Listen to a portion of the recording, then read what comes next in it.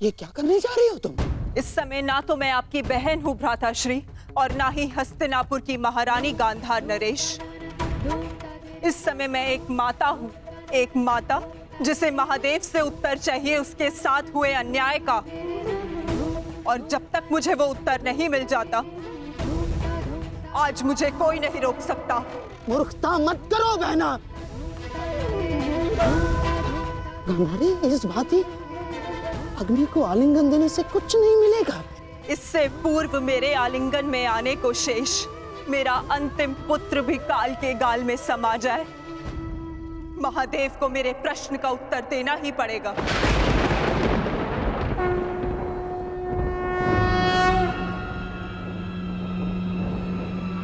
नहीं नहीं नहीं बहना, मैं तुम्हें ऐसा नहीं करने दूंगा, नहीं करने दूंगा मैं तुम्हें ये सब कुछ ना। आप हस्तिनापुर की महारानी को आदेश दे रहे हैं गांधार राज? देखो बहना, ईश्वर के लिए ये सब मत करो। एकांत।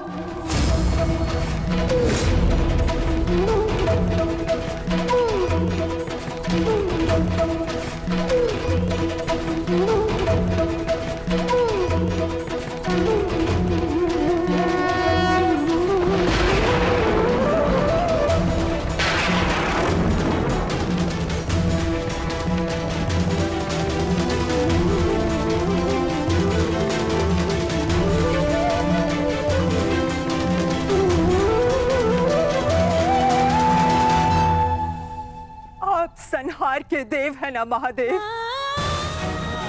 तो आज मैं स्वयं को संहार करके आपको प्रस्तुत करती हूँ।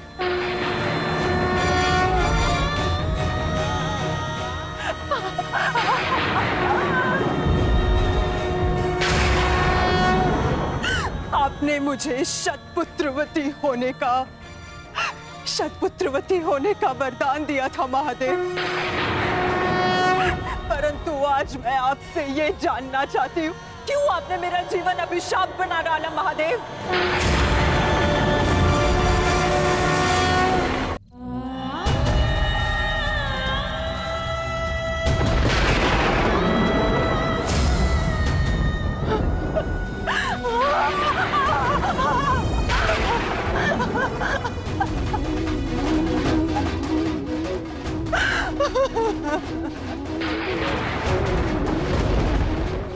प्रकट होइए महादेव, प्रकट होइए। आपने मेरे जीवन को एक जीती जागती चिता बना डाला है।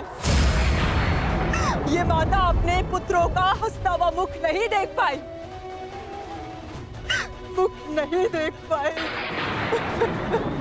परंतु उनकी चिताओं की अग्नि को अनुभव किया है महादेव। या तो आप अपने उत्तर से मेरे मन को शीतलता दीजिए, अन्यथा मुझे जीते जागते जल जाने दीजिए।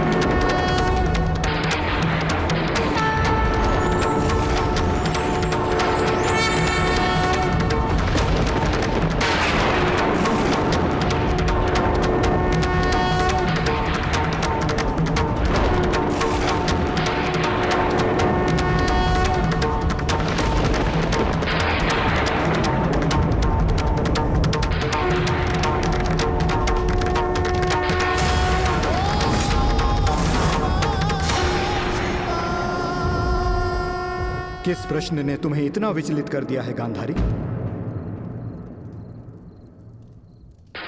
अन्याय ने मुझे विचलित किया है महादेव, वो अन्याय जो आपने मेरे साथ किया। मेरे 100 पुत्रों के वरदान को 100 पुत्रों के नाश के अभिशाप में बदल दिया है उन पांडवों ने।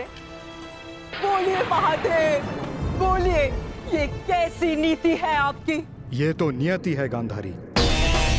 हर एक के जन्म के साथ उसकी मृत्यु निर्धारित होती है। उसे लेके मनुष्य विचलित हो सकता है, परंतु ना ही ये अन्याय है और ना ही प्रतिशोध का कारण। नहीं महादेव, मैं ना तो यहाँ प्रतिशोध के लिए आई हूं और ना ही प्रतिकार के लिए। ये एक माता है जो आपके समक्ष खड़ी है, जिसके 99 पुत्रों का निर्दयता से वध कर दिया गया है। उसे केवल एक पुत्र की सुरक्षा चाहिए। मुझे दुर्योधन की मृत्यु नहीं देखनी है।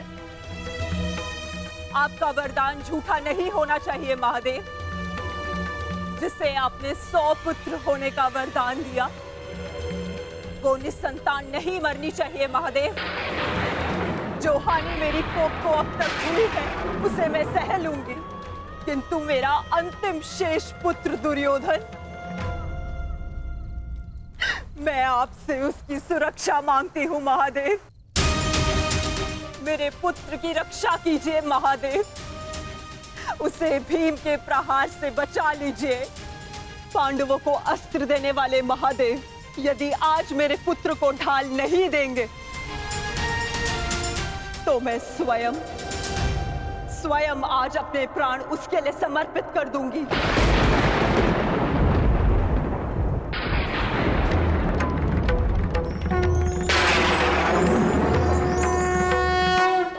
तुमने अपने पुत्र के साथ अन्याय किया है गांधारी। एक माँ अपनी संतान को देख देख जितनी प्रसन्नता पाती है, उसकी संतान अपनी माँ की दृष्टि से उतनी ही शक्ति भी पाती है। परंतु मैं कुछ समझी नहीं महादेव। तुम्हारे पुत्र की सुरक्षा अब तुम्हारे हाथ है गांधारी। वर्षों से आंखें बंद करके जो तप अर्जित किया है, उसका प्रयोग करो। तुम्हारी दृष्टि तुम्हारे पुत्र के शरीर को वज्र का बना देगी।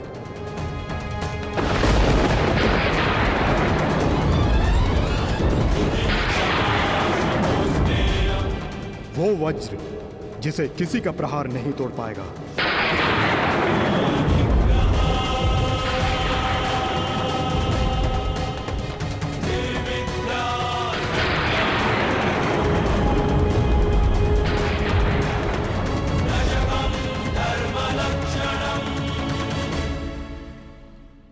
ये आपने क्या कर दिया महादेव? आप स्वयं धर्म स्वरूप हैं महादेव। फिर धर्म स्थापना में आप बाधा कैसे बन सकते हैं? धर्म स्थापना के लिए दुर्योधन का नाश आवश्यक है महादेव, और आपने दुर्योधन को अटूट ढाल दे दी। मैंने वही किया जो परिस्थिति के अनुकूल था। परंतु नियति के लिए तो प्रतिकूल था ना भोलेनाथ। मेरा परम भक्त यदि मुझसे कुछ मांगता है तो मैं उसे मना नहीं कर सकता माधव। ये तो आप जानते हैं। मानता हूं इसके कारण बार बार आपके समक्ष समस्याएं उत्पन्न होती हैं, परंतु मुझे विश्वास है कि हर बार की भांति इस बार भी नारायण इस समस्या का हल निकाल ही लेंगे। मैं अपनी व्यवस्था से बंधा था, परंतु आप अपना कार्य पूर्ण करने के लिए स्वतंत्र हैं।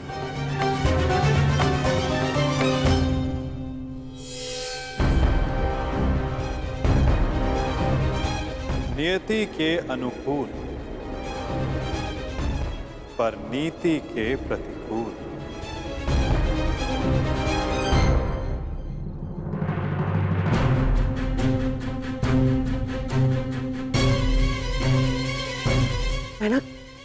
बहना क्या हुआ? महादेव ने दर्शन दिए? बहना बता। गांधारी,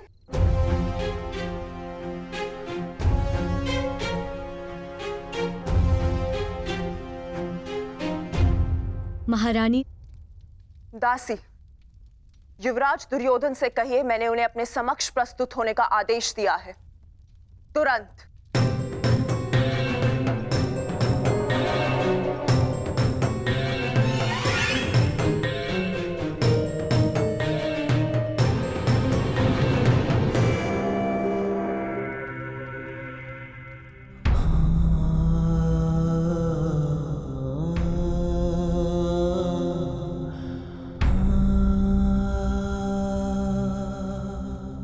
तुम्हारी मृत्यु का प्रतिकार मैं एक एक से लूंगा मित्र,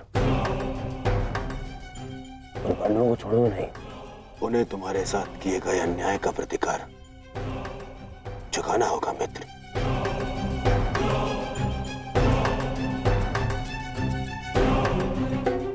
युवराज दुर्योधन, मैं मद्राज आज तक किसी के सामने नहीं झुका, परंतु आज मैं अपना सर झुकाकर अपनी भूल को स्वीकार करने आया हूँ। मद्राज, चक्र निकालने में मेरी सहायता कीजिए। तुम भूल रहे हो अंगराज, तुम सूत पुत्र हो, तुम स्वयं अपने रथ का चक्र निकालो। मद्राज, मुझे मेरा विजय धनुष दीजिए। नहीं अंगराज, मैं तुम्हारी आज्ञा का पालन नहीं करूंगा।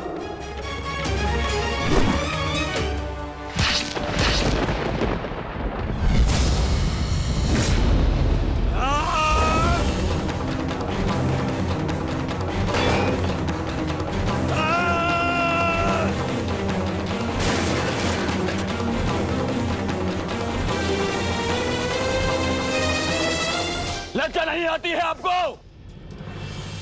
जिस कर्म को करने के पश्चात मृत्यु मांगनी चाहिए, उसके लिए क्षमा मांग रहे हैं आप।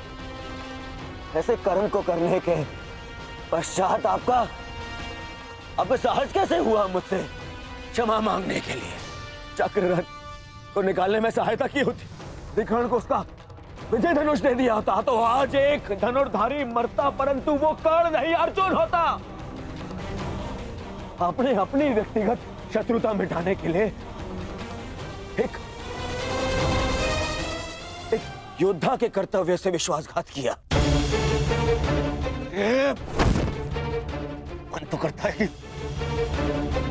कि वध कर दूं आपको। और आप जानते हैं क्या मद्रराज, ये आपका झुका हुआ सर, ये आपके लिए सबसे बड़ा दंड है।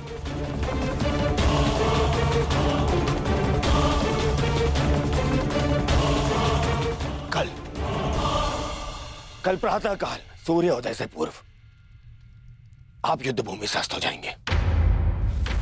मैं आपका मुख नहीं देखना चाहता।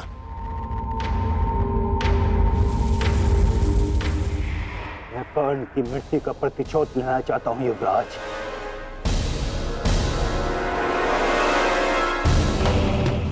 आप लेंगे प्रतिशोध, मैं लूंगा प्रतिशोध, और उसके लिए मुझे आपकी आवश्यकता नहीं है। प्रतिशोध लेंगे। किंतु मुझे पश्चाताप के अवसर की आवश्यकता है युवराज। मैं आपको निराश नहीं होने दूंगा। महारथी कर्ण का सारथी बनकर जो मैं नहीं कर सका वो मैं अब करूंगा, अपने कर्तव्य का पालन। युवराज की जय हो। महारानी ने आपको इसी समय अपने कक्ष में प्रस्तुत होने का आदेश दिया है।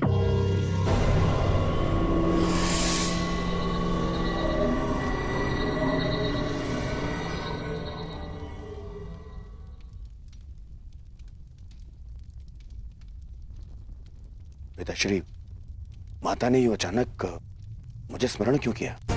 इस समय एक माता केवल अपने पुत्र से बात करना चाहती है पुत्र, इसके अतिरिक्त मुझे कुछ ज्ञात नहीं।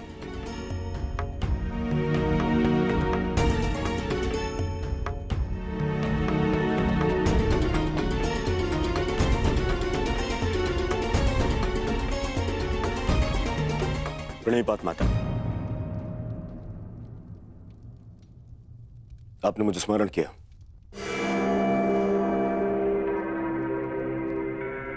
हाँ पुत्र, स्मरण किया, क्योंकि मैं तुम्हारा मरण नहीं देख सकती। संपूर्ण जीवन तुम्हें केवल एक ही पीड़ा थी ना, कि तुम्हारी माता ने तुम्हें एक बार भी नहीं देखा। स्मरण है दुर्योधन, युद्ध प्रारंभ होने से पूर्व तुमने कहा था, युद्ध से पूर्व एक बार, बस एक बार मुझे अपनी दृष्टि से देख लीजिए माता। आज मैं अपनी और तुम्हारी इच्छा पूर्ण करना चाहती हूँ दुर्योधन।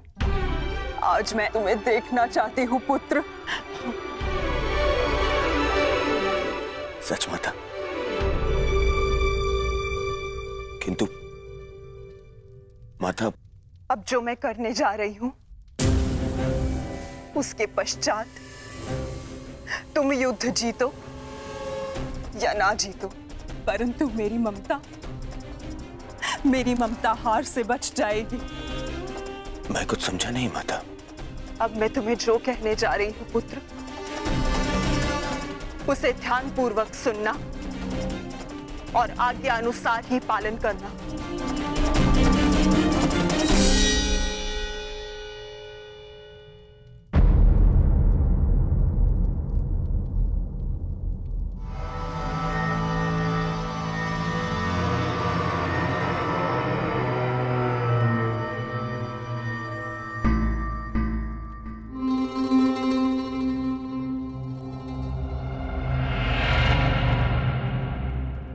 दुर्योधन, क्या हुआ? क्या कहा गांधारी ने? और उसने तुम्हें क्यों बुलाया था? गंगा स्नान के लिए जाना है मामाश्री। गंगा स्नान? किंतु क्यों दुर्योधन? देखो दुर्योधन, तुम अपने मामा को कुछ नहीं बताओगे? हैं?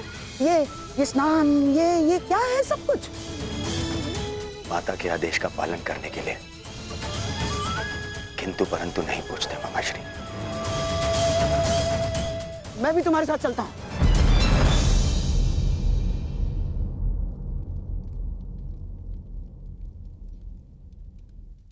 नहीं मामाश्री, ये यात्रा मुझे अकेले करनी है।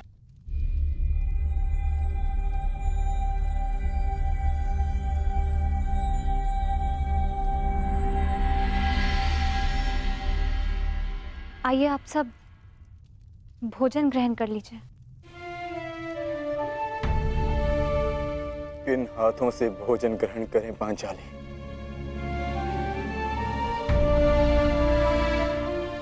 इन हाथों से जो अपने ज्येष्ठ के रक्त से रंगे हुए हैं।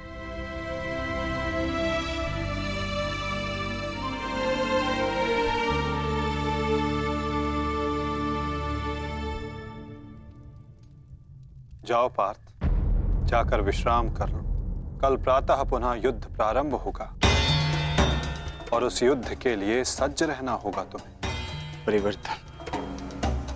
परिवर्तन के लिए ज्येष्ठ ने अपना जीवन त्याग दिया।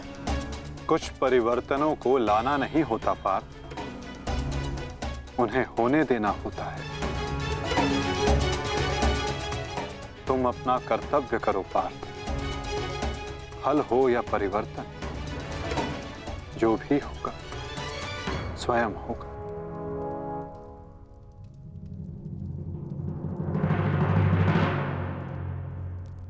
आप कहां जा रहे हैं माधव? कुछ परिवर्तन ऐसे होते हैं पार्थ, जिनमें सहायता करना धर्म होता है और कुछ ऐसे जिनमें बाधा डालना आवश्यक। मैं समझा नहीं माता। समझने की आवश्यकता भी नहीं है पार्थ।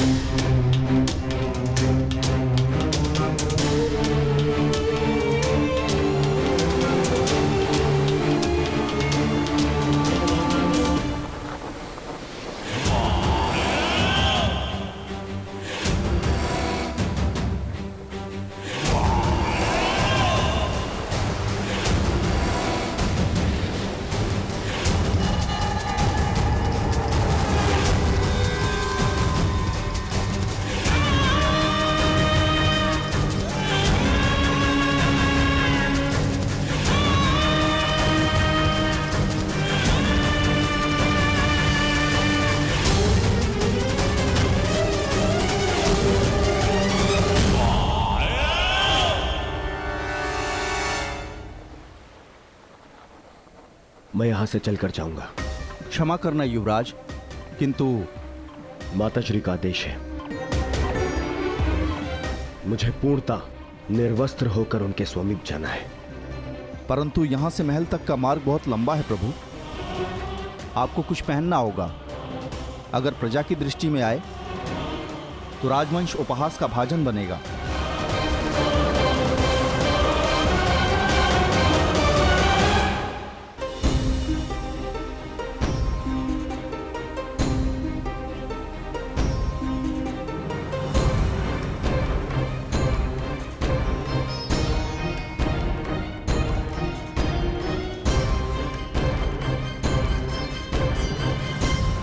अपने पिता का आदेश नहीं मानता, बहुत बड़ा बुद्धिमान समझता है अपने आप को। क्या कहा था मैंने? बछड़े की डोर हाथ में रखना। समझता नहीं है?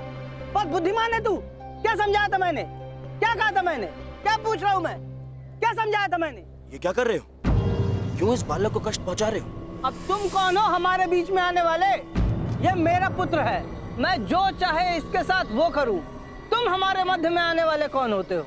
मैं हस्तिनापुर का युवराज हूँ। क्षमा करिए युवराज, मैंने आपको पहचाना नहीं, परंतु वास्तविकता ये है कि इसने अपने माता पिता के आदेश का पालन ही नहीं किया। मैंने इसे बताया था, बछड़े की डोर कभी हाथ से मत छोड़ना, सदैव डोर अपने हाथ में ही रखना, परंतु ये नहीं माना। इसने बछड़े की डोर को अपने हाथ से छोड़ दिया और बछड़ा खो गया। अब आप ही बताइए, मैं क्या करूं? परंतु आप इस भांति अर्धनग्न अवस्था में। मेरी माता का आदेश है। देख, सीख इनसे कुछ। हस्तिनापुर के युवराज होते हुए भी अपने माता पिता के आदेश का अक्षरशः पालन करते हैं। धन्य हैं आप युवराज। माता पिता के आदेश का अक्षरशः पालन करना, माता पिता ने जो भी कहा है, जैसा भी कहा है, उस कार्य को उसी अनुरूप करना कोई आपसे सीखे युवराज। पुत्र, तुम्हारे पिता उचित कह रहे हैं। तुम्हें अपने माता पिता की बात माननी चाहिए।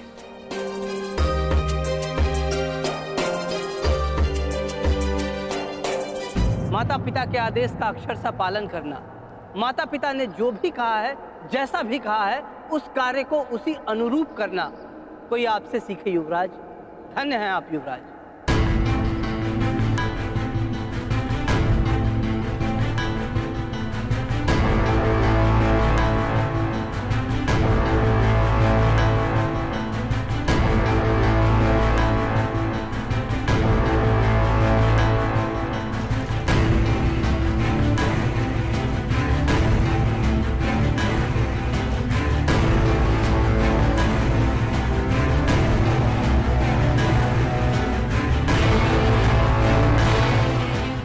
माता के आदेश का पालन कर रहे हो दुर्योधन, परंतु गंगा स्नान के पश्चात यूं वस्त्रहीन क्यों होकर आए हो? माता श्री का आदेश है मामाश्री, निर्वस्त्र होकर आना है। बुद्धिहीन हो दुर्योधन। माता के लिए तो बालक ने गर्दन से नीचे भी वस्त्र ना पहना हो तो वो नग्न कहलाता है। और शास्त्रों में भी लिखा है कि युवा होने के पश्चात एक पुत्र ने अपने माता के समक्ष और एक भाई ने अपनी बहन के समक्ष निर्वस्त्र नहीं जाना चाहिए। पुत्र पौत्र वाले हो गए हो ना दुर्योधन, न जाने तुम्हें बुद्धि कब आएगी।